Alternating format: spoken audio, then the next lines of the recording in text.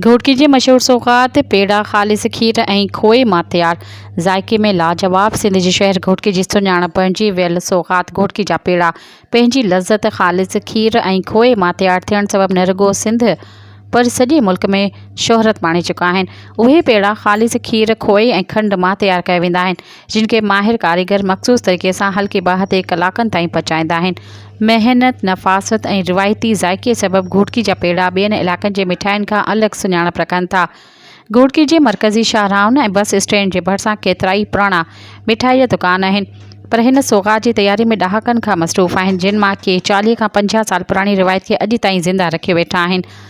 घोटकी जा पेड़ा रुॻो मिठाई न पर शहर जे सक़ाफ़ती सुञाणप बणिजी चुका आहिनि। माण्हू परे परे खां अची उहे पेड़ा सौगात तौरु ख़रीद कनि था।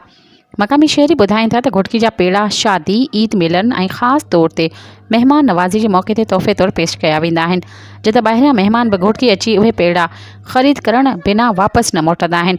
ख़ालिस खीर, खोए ऐं खंड जे मिठास सां भरपूर ही पेड़ा घोटकी जी सक़ाफ़ती सुञाणप बणिजी चुका आहिनि, जेके न रुॻो ज़ाइके पर रिवायत जो बि हिसो आहिनि।